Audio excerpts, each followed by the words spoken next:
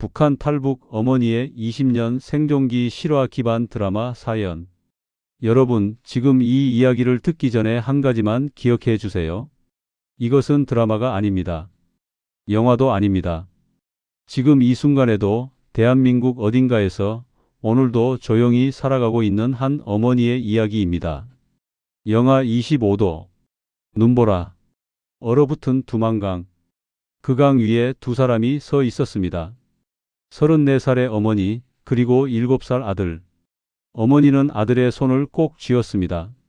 손이 시려웠지만 절대 놓을 수 없었습니다. 저 멀리 국경 경비병의 손전등 불빛이 흔들리고 있었습니다. 엄마 손 절대 놓으면 안 돼. 알았지? 아이는 말없이 고개를 끄덕였습니다. 7살짜리 아이가 울지 않는 법을 이미 알고 있었습니다. 오늘은 그 아이의 어머니 최순희 씨의 이야기를 들려드리겠습니다. 지금으로부터 꼭 20년 전 2003년 겨울의 이야기입니다. 그녀의 세계 함경북도의 겨울. 여러분, 혹시 배급이라는 말을 기억하십니까? 우리나라도 한때 배급을 받던 시절이 있었지요. 쌀 한 대박, 연탄 몇 장. 하지만 북한에서 배급이 끊겼다는 것은 그냥 불편한 게 아닙니다. 죽는다는 뜻입니다. 함경북도의 어느 작은 탄광마을. 최순희 씨는 매일 새벽 4시에 일어났습니다. 일어나서 가장 먼저 하는 일은 아궁이에 불을 피우는 것이었습니다. 겨울이면 바닥이 얼어붙어서 아이가 감기에 걸리지 않으려면 새벽부터 온기를 만들어야 했으니까요. 아들 민준이는 그해 7살이었습니다. 눈이 크고 웃으면 보조개가 패이는 아이였습니다. 남편을 많이 닮았습니다. 남편은 3년 전 탄광사고로 세상을 떠났습니다. 막장 붕괴 사고였습니다. 시신도 제대로 수습하지 못했습니다. 국가는 위로금 한 푼 주지 않았습니다. 미망인 수당도 없었습니다. 그저 영웅적으로 산화했다는 말 한마디가 전부였습니다. 그 말이 밥이 됩니까? 그 말이 아이를 먹여 살립니까? 배급은 1990년대 중반부터 끊기기 시작했고 2000년대 초반에는 사실상 완전히 사라진 상태였습니다. 사람들은 장마당에서 물건을 팔아먹고 살았지만 순희 씨에게는 팔 것도 없었습니다. 남편이 남긴 것이라고는 낡은 작업복 한 벌과 사진 한 장뿐이었으니까요. 그 겨울 순희 씨는 옥수수죽으로 한 끼를 때우면서도 아들 앞에서는 웃었습니다. 엄마는 배 안 고파. 너 먹어. 하고 말하면서 자기 몫까지 아이 앞에 밀어주었습니다. 엄마, 오늘은 뭐 먹어? 민준이의 그 한마디가 순희 씨를 살게 했습니다. 그리고 또 그 한마디가 순희 씨의 가슴을 가장 아프게 찢었습니다. 2002년 가을 어느 날 이웃집에 사는 50대 여자가 순희 씨를 조용히 불렀습니다. 장마당에서 조금씩 안면을 튼 사이였는데 그날따라 목소리를 낮추며 말했습니다. 강 건너면 밥은 굶지 않는다고 하더라. 순희 씨는 그 말을 듣는 순간 심장이 쿵 내려앉았습니다. 강 건너라는 말이 무슨 뜻인지 모를 리 없었습니다. 두만강, 중국, 탈북. 당시 북한에서 탈북은 단순히 나쁜 짓이 아니었습니다. 잡히면 정치범 수용 소행이었습니다. 가족도 함께 끌려갈 수 있었습니다. 심하면 총살이었습니다. 공개 처형도 드물지 않던 시절이었습니다. 순희 씨는 그 말을 며칠 동안 지우려 했습니다. 나는 못해. 민준이 데리고는 절대 못해. 밤에 잠을 이루지 못하면서도 그렇게 스스로에게 말했습니다. 그런데 그해 12월 초 결정적인 일이 일어났습니다. 민준이를 씻기다가 등을 닦아주다가 갈비뼈가 손에 잡혔습니다. 손가락 사이로 뼈가 하나하나 느껴졌습니다. 그 순간 순희 씨는 아무 말도 하지 못했습니다. 숨을 참고 손을 거두고 그냥 아이의 등을 천천히 닦아주었습니다. 아이가 잠든 후 순희 씨는 밖으로 나가 하늘을 봤습니다. 별이 가득한 밤이었습니다. 한참을 서 있다가 조용히 중얼거렸습니다. 살아야 한다. 내 아이만큼은 살아야 한다. 그것은 결심이었습니다. 욕망이 아니었습니다. 선택이 아니었습니다. 본능이었습니다. 어머니의 가장 오래된 본능. 그날 밤 얼어붙은 강 위에서 2003년 1월 14일 새벽 2시. 기온은 영하 25도였습니다. 눈보라가 몰아쳤습니다. 순희 씨는 민준이를 깨웠습니다. 아이는 눈을 비비다가 엄마 얼굴을 보고 바로 일어났습니다. 아무것도 묻지 않았습니다. 어쩌면 이미 알고 있었는지도 모릅니다. 두 사람은 각자 가진 가장 따뜻한 옷을 껴입었습니다. 순희 씨는 남편 사진을 속옷 안에 넣었습니다. 그리고 아들의 손을 잡고 집을 나섰습니다. 그것이 그 집에서의 마지막 밤이었습니다. 부엌에 남아있던 옥수수가루 한 줌도, 벽에 붙어있던 민준이의 그림도, 마당 한쪽에 쌓아둔 뗄나무도 전부 두고 나왔습니다. 사람들이 눈치채면 안 되었으니까요. 두만강 앞에 도착했을 때 순희 씨는 잠시 멈췄습니다. 강폭은 생각보다 넓었습니다. 밤이라 더 넓어 보였습니다. 강은 얼어 있었지만 완전히 굳지 않은 곳도 있었습니다. 달빛이 강 위에 하얗게 깔렸습니다. 저 멀리 경비병의 손전등 불빛이 천천히 흔들렸습니다. 그 순간 온몸이 굳었습니다. 도망치고 싶었습니다. 집으로 돌아가고 싶었습니다. 하지만 민준이의 손이 자기 손을 꼭 쥐고 있었습니다. 작고 차가운 손이었습니다. 순희 씨는 아들을 내려다보았습니다. 민준이는 엄마를 올려다보고 있었습니다. 무서운 기색이 역력했지만 울지 않았습니다.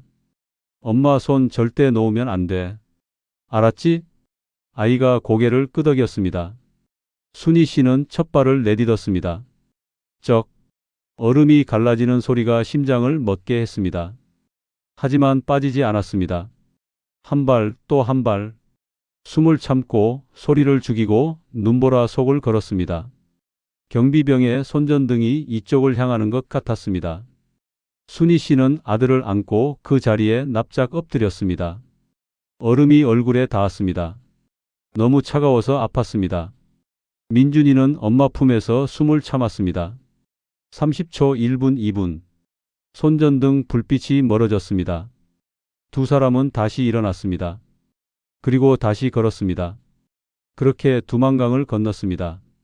중국 땅 또 다른 전쟁의 시작. 강을 건넌 것이 끝이 아니었습니다. 중국 땅에 발을 디뎠지만 그곳에도 따뜻한 환영은 없었습니다. 탈북자가 중국에서 잡히면 강제 북송입니다. 북한으로 돌아가면 기다리는 것은 정치범 수용소였습니다. 그러니 중국은 자유가 아니었습니다. 또 다른 위험이었습니다. 다행히 이웃 여자가 알려준 조선족 연락처가 있었습니다. 하지만 그 집을 찾아가는 것도 쉽지 않았습니다. 말도 통하지 않았고 돈도 없었습니다. 지도도 없었습니다. 그냥 사람들 눈을 피하며 걸었습니다. 새벽에 강을 건넌 두 사람은 해가 뜨기 전에 어느 헛간을 발견했습니다. 빈 헛간이었습니다. 칩이 쌓여 있었습니다. 거기서 하루를 숨었습니다. 그리고 또 하루. 민준이는 배가 고프다고 말하지 않았습니다. 화장실에 가고 싶다고도 말하지 않았습니다. 그냥 엄마 옆에 바짝 붙어 있었습니다. 그 아이의 표정이 순희 씨는 지금도 잊히지 않는다고 했습니다.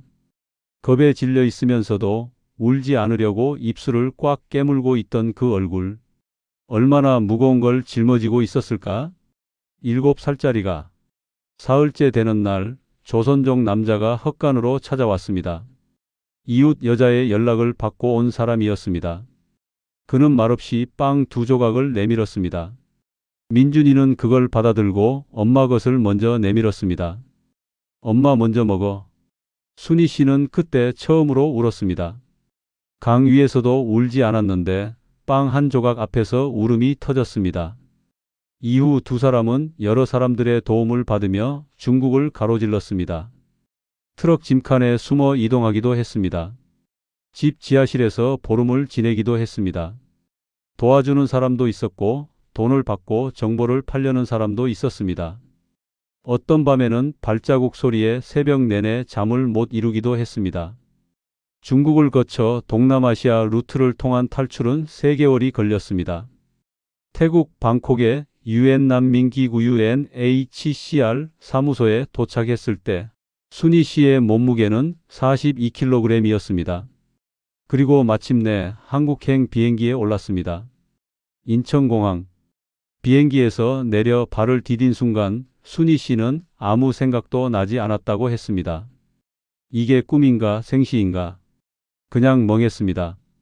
하나원 탈북민 정착 지원 시설에 들어간 첫날 저녁. 식당에서 밥을 받았습니다. 흰 쌀밥이었습니다. 민준이는 그 밥을 한참 바라봤습니다. 숟가락을 들었다가 내려놓았습니다. 그러더니 울었습니다.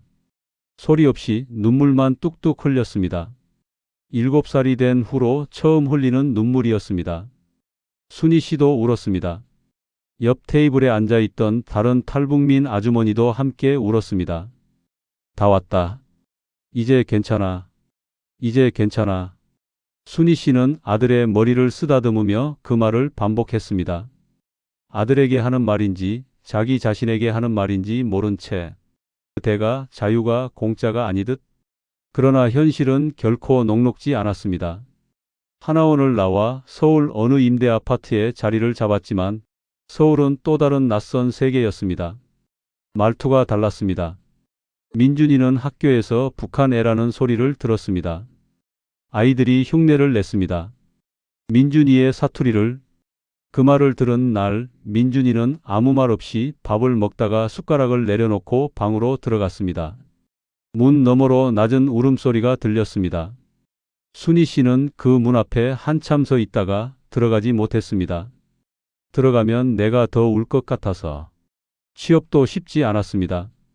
이력서를 수십 장 넣었지만 돌아오는 것은 침묵이었습니다. 간신히 구한 식당 일에서도 탈북자라는 것이 알려지면 눈치를 주는 사람이 있었습니다. 하지만 무엇보다 힘든 것이 있었습니다. 밤마다 잠이 들기 전에 북에 두고 온 어머니 생각이 났습니다. 순희 씨의 어머니는 함경북도에 혼자 남아 계셨습니다. 몸이 편찮으셔서 함께 올 수가 없었습니다. 언젠가 데려오겠다고 마음을 먹었지만 지금도 연락 한 통 할 수 없었습니다. 살아계신지조차 알 수 없었습니다. 자유를 얻었습니다. 밥을 먹게 되었습니다. 아이를 살렸습니다. 하지만 마음의 절반은 여전히 그 얼어붙은 강 위에 있었습니다. 여전히 그 헛간 속에 있었습니다. 어머니 품에 있었습니다. 사람들은 자유가 공짜인 줄 알아요. 아니에요. 자유에는 다 값이 있어요. 나는 내 어머니를 두고 왔어요. 그게 내 값이었어요. 귀환 20년 후의 서울. 그로부터 20년이 흘렀습니다. 민준이는 이제 27살의 청년이 되었습니다. 대학에서 컴퓨터공학을 전공하고 서울의 IT 스타트업에 다니고 있습니다. 말투는 완전한 서울 사투리가 되었고 친구들도 많습니다. 어느 날 저녁 민준이가 퇴근하고 들어와 밥을 먹다가 말했습니다. 엄마, 나 엄마 이야기 글로 써도 돼? 순희 씨는 밥을 먹다가 멈췄습니다. 숟가락을 내려놓고 한참 동안 아들을 바라봤습니다. 이 아이가 알고 있었구나. 그 강 위에서, 헛간에서, 학교에서 놀림받던 그날들을 다 기억하고 있었구나. 순희 씨가 물었습니다. 내가 부끄럽지 않으면. 민준이가 웃으며 말했습니다. 부끄럽긴요. 나는 엄마가 세상에서 제일 용감한 사람인 줄 알아요. 그거 알아요? 나 어릴 때부터 그랬어요. 엄마가 제일 세. 그 말 한마디에 순희 씨는 20년 동안 쌓아뒀던 무언가가 녹아내리는 것을 느꼈습니다. 아무 말 없이 밥상 앞에서 그냥 울었습니다. 민준이도 울었습니다. 두 사람은 한참을 그렇게 울었습니다. 그리고 나서 식은 밥을 다시 데워 먹었습니다. 이제 그녀가 손을 내밀 차례. 지금 최순희 씨는 탈북민 정착 지원 단체에서 자원봉사를 합니다. 일주일에 2번 새로 온 탈북 여성들과 만납니다. 한국 생활 적응을 도와주고 서류 작성도 함께 해주고 취업 정보도 나눠줍니다. 하지만 사실 그보다 더 중요한 것을 해줍니다. 처음 온 여성들은 대부분 겁에 질려 있습니다. 말도 제대로 못하고 눈을 맞추지도 못합니다. 어디서 뭘 어떻게 시작해야 할지 막막한 표정들입니다. 순희 씨는 그럴 때 조용히 그 여자의 손을 잡습니다. 그리고 말합니다. 무서운 거 당연해요. 나도 그랬어요. 처음엔 다 그래요. 괜찮아요. 근데 있잖아요. 강 건너는 그 순간보다 더 무서운 건 없더라고요. 그거 한번 넘으면 다 할 수 있어요. 그 말을 들은 여자들은 대부분 처음으로 눈물을 흘립니다. 그동안 참아왔던 것들이 그 짧은 말 한마디에 터지는 것입니다. 순희 씨는 말합니다. 내가 특별한 사람이 아니에요.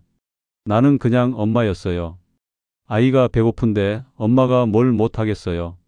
클로징 마지막 이야기. 여러분, 저는 오늘 이 이야기를 하면서 한 가지를 계속 생각했습니다.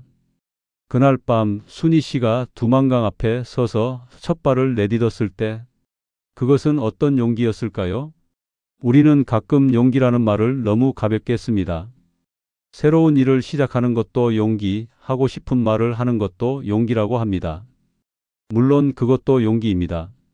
하지만 영하 25도의 어둠 속에서 잡히면 죽는다는 것을 알면서 아이의 손을 잡고 얼음 위에 첫 발을 내딛는 것은 다른 종류의 용기입니다. 그것은 선택이 없을 때 하는 용기입니다. 두렵지만 더 두려운 것이 있기 때문에 하는 용기입니다. 내가 살고 싶어서가 아니라 내 아이를 살리고 싶어서 하는 용기입니다. 그것이 어머니의 용기입니다. 오늘 이 이야기가 여러분의 마음에 닿았기를 바랍니다. 그리고 혹시 여러분 주변에도 조용히 살아가는 탈북민 이웃이 있다면 한 번쯤 먼저 눈을 맞춰주세요. 웃어주세요. 그것만으로도 그 사람에게는 큰 힘이 됩니다. 엄마는 강을 건넜고 아들은 세상을 건넜다. 오늘 영상이 도움이 되셨다면 구독과 좋아요 부탁드립니다. 댓글에 여러분의 이야기도 남겨주세요. 저는 항상 읽고 있습니다. 다음 주에 또 찾아오겠습니다. 건강하세요.